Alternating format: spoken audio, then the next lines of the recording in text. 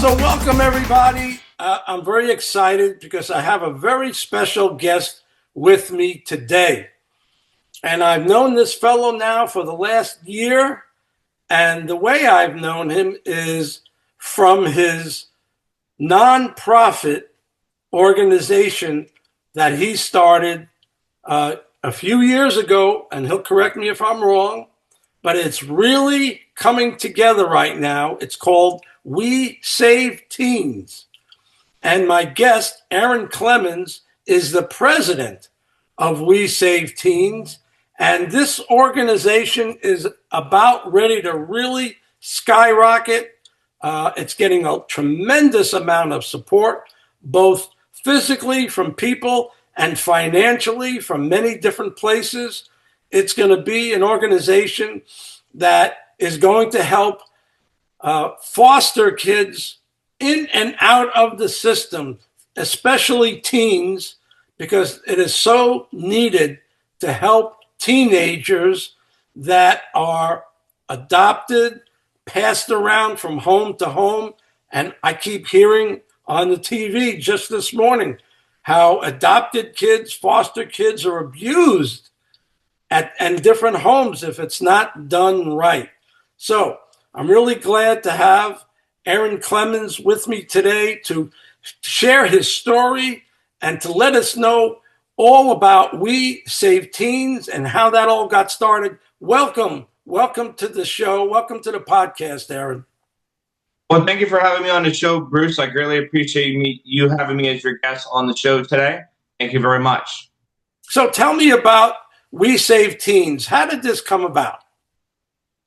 It's kind of interesting. I have a 1% success story in the foster care system throughout the country. How I came about this idea. I'd like to talk about my story today to the audience, what some of our programs we plan on doing today, as well as the ways the community can volunteer, donate, companies can sponsor, and a couple of speaking engagements that I have coming up to promote We Save Teens and so on. So today I'd like to start with my story, Bruce, if that's all right with you. Exactly. Perfect. Yes. So We Save Teens. So a little bit about me. My name is Aaron Clemens. I'm born and raised in West Palm Beach County, Florida. At St. Mary's Medical Center in 1994. A little background information. When I was 10 years old, I was taken away from my dad. We had no food in the house. My dad was construction worker, plumber, did some odd jobs as well. We were low income, and I got taken away from him at 10 years old.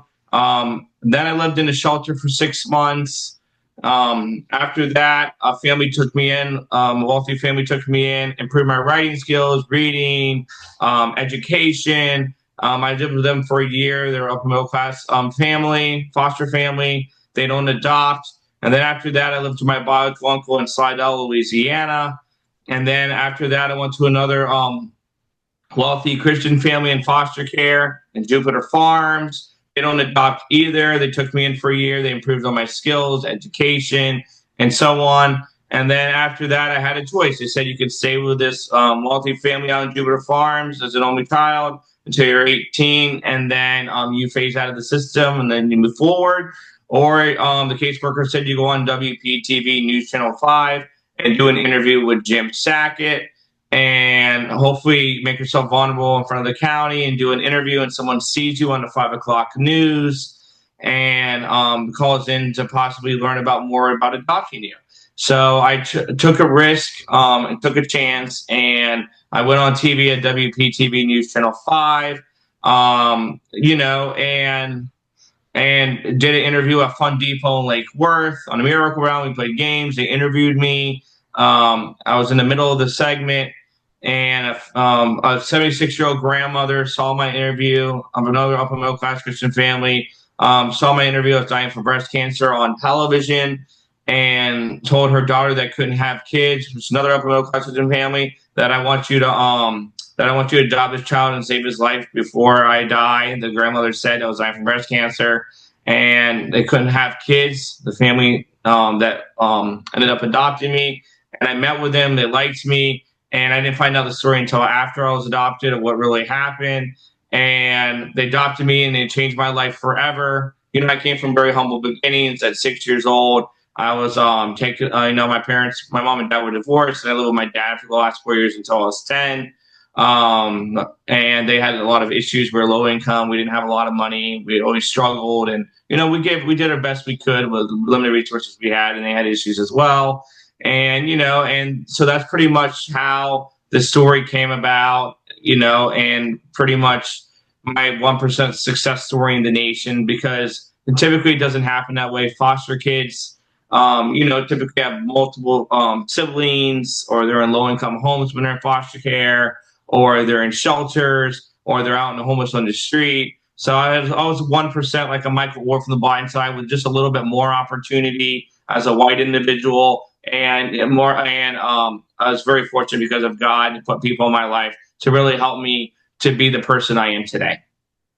That's incredible, Aaron. So what happened after you left that initial situation with that young lady that adopted you at 15, 16, whatever it was? 13. And then the year I got adopted, my biological dad died, and I had to speak at his funeral. And my mom, I don't know where she's at, because of the past. So that's what happened, a big traumatic thing. They adopted me.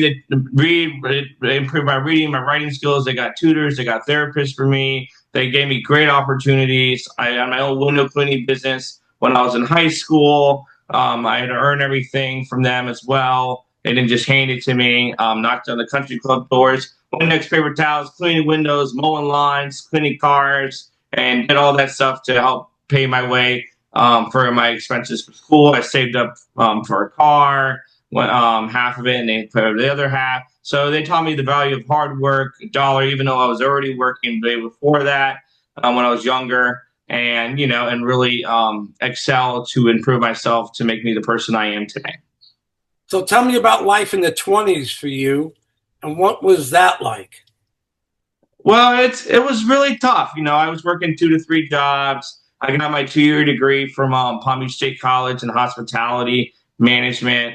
I didn't get a 4-year degree. It was very hard for me to do that when I worked 2 to 3 jobs, and it was tough. So, the college I went to was Palm Beach State College. I was in Phi Beta Lambda, which is the college version of Future Business Leaders of America.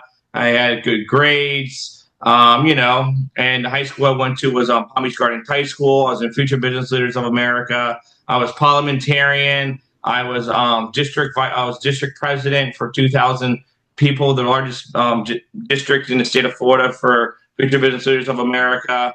I went to nationals and placed 3rd place at Future Business Leader, 2nd place at the State Leadership Conference. I was in library club, student government, 3.5 GPA, 3.7 HPA, and I was in the hospitality and tourism magnet program at Palm Beach Gardens High as well. So I had a lot of opportunities. I had a lot of successes because I was adopted by that family, which opened those doors. Very impressive, Aaron. I mean, like you said, you're a 1% success story. I doubt if anyone else had the wherewithal to do what you did. So now, knowing how difficult it is for teenagers and even older who were in and out of the foster care system, what did you do to see what you can do to make sure that the foster system can be as helpful as possible? Well, Greg Stevens, my CEO and co-founder, and we created We Save Teens. And I'm like, okay, and it's been my idea for a very long time to create a nonprofit. I didn't know who it's going to be with, or I didn't know how it's going to came about. I didn't know anything about 7 years ago when I had that idea.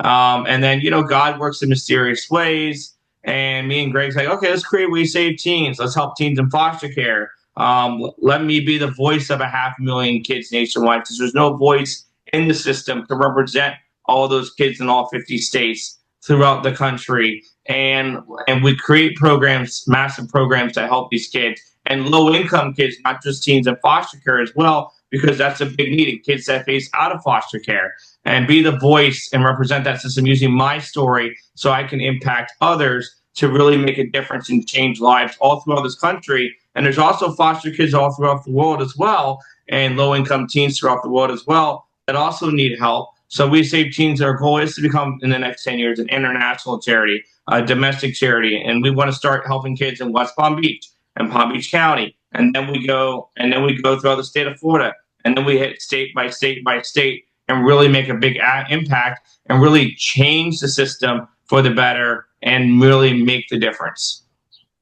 So I want to thank you and Greg for inviting me on to be a board member of We Save Teens.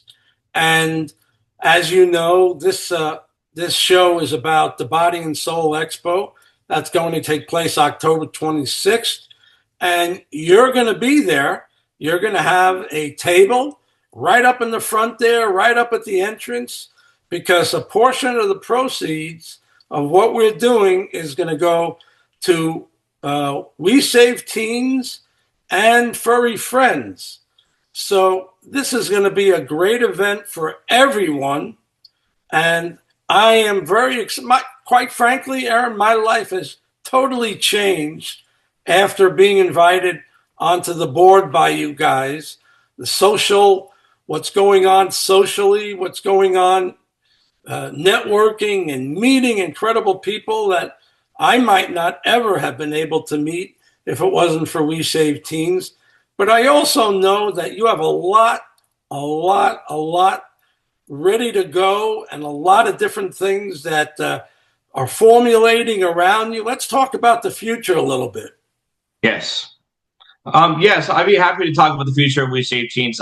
Some of the programs, just to give the viewers an idea of what we want to do, is we're going to start with small programs first until we get the big funding, which should be soon.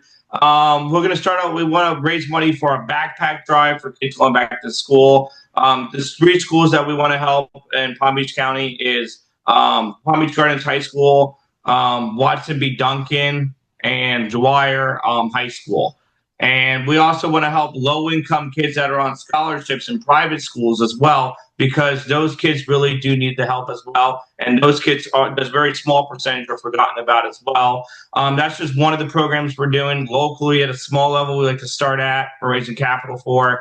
Some of the bigger programs we want to do, we want to have our $1,000 We Save Teens scholarship program. So the low-income teens and foster teens that get a scholarship to go to college, that $1,000 open for like the first month for like their books, their room and board, maybe a part of it, or part of their rent, or buying food for their first month. And then as we grow in funding and get bigger donors, we would extend that to a higher amount for those kids, because those kids are working 2 to 3 jobs. The scholarship only pays for the credit hours for those kids. I mean, there's good loans they can get and be in debt and so on as well.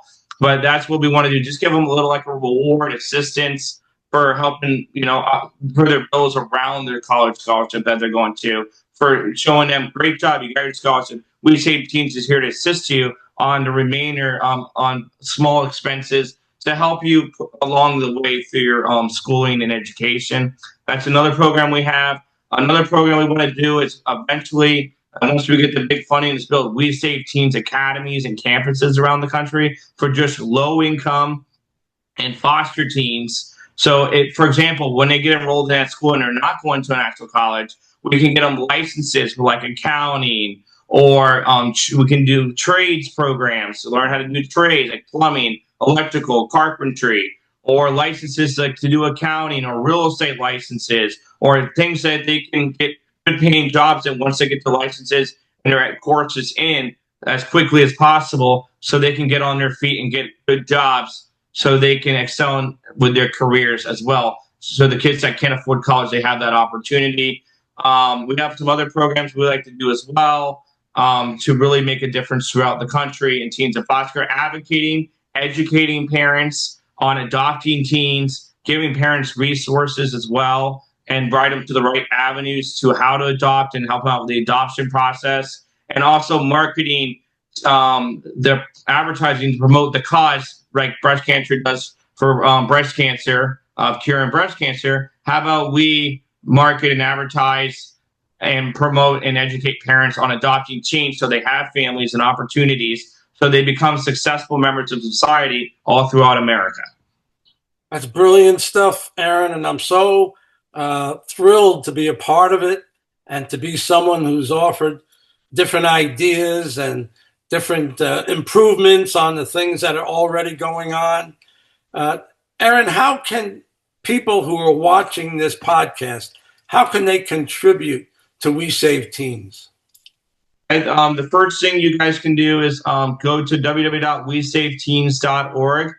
Click on the donate button to donate today and show your support.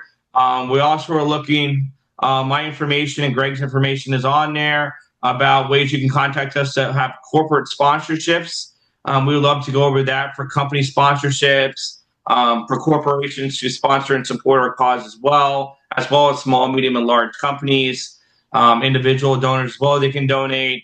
You can go to wesaveteens.org and fill out your contact info under contact to sign up to volunteer for our drives. And also another program we want to do is help teens in shelters at Christmas with phones, computers, and books. So we'll need volunteers for that, for teens in foster care shelters with no families. So you can go to volunteer for that. We want to do that at Christmas in Palm Beach County, 1 or 2 shelters, raise money for as well. So they can go to volunteer for that. We'll look us on Facebook, X, Twitter, Instagram. Like us because it shows community following, social media support, and it shows community engagement that you want to be a part of what we're doing. So like us on Facebook, X, Twitter, and Instagram. Thank you. And also, we have monthly events where you can meet Aaron and meet Greg and meet myself, where you get to learn more about our activities and get to meet a lot of people from the community that you never would have met, because it's a fundraising gathering. It's a nonprofit gathering, and you never know what incredible people you will meet. So definitely get on the list of wanting to attend our monthly meetings. And sometimes we have more than monthly meetings. And I have to thank you again, Aaron, for,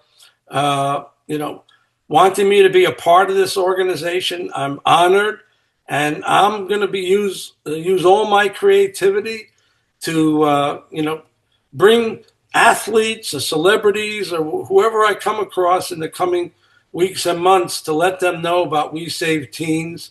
And I want to thank Barbara Socia. Thank you so much for being so helpful and for making this all possible. So that's it. Aaron, anything else that you'd like to let us know before we leave? Yes, go to wesaveteens.org, show your support today, and donate, everyone, because every dollar counts, and let's save lives together all throughout the nation. And I'll also be speaking a 10-minute keynote speech at the Health and Wellness Expo as well. And I encourage everyone to please go out and buy tickets for the Health and Wellness Expo. It's going to be an unforgettable event that you don't want to miss. Thank you, Aaron. And you can go to the bodyandsoulexpo.org website and buy tickets. There's a lot of different kind of tickets. One kind is free right now until September 1st, where you can roam the venue where all the incredible vendors are, and that's absolutely free until September 1st. If you want to see all the incredible speakers that will have daytime, it's only $15, and that will give you free roaming of the venues, and all the speakers will have like 50 speakers, all sharing incredible insights and their expertise. And then, Aaron, on Sunday night, we are going to have some world-class speakers, keynote speakers, authors. They've been on all the TV programs. They happen to be friends of Lauren and I, and we asked them to be a part of it, and they said yes. And right now, should I say this? I'm going to say it. Right now, we have Dr. Eric Pearl. And Eric Pearl, look up Dr. Eric Pearl and the books and the work that he has done. He is an incredible guy, and he's been so supportive. And then Danny and Brinkley, an old buddy of mine from 30 years ago, who has been on every talk show. He wrote the book Saved by the Light. He died for 28 minutes and came back and talked about what it was like up there, and it's changed my life, because now, from that point on, when I met him and he spoke at the Expo I produced in Broward County, my life went from being afraid to die to not being afraid to die at all, and that gave me a lot of permission to live. So again, thank you, Aaron. God bless you. Keep on the good work. I'll do whatever I can to help you, and everybody will get a chance to meet you, if not before, at the Body and Soul Expo on October 26th. Take care, everybody. Aaron, say goodbye. Bye, everybody. Thank you. Thank you, Bruce, for having me on the show. You're welcome.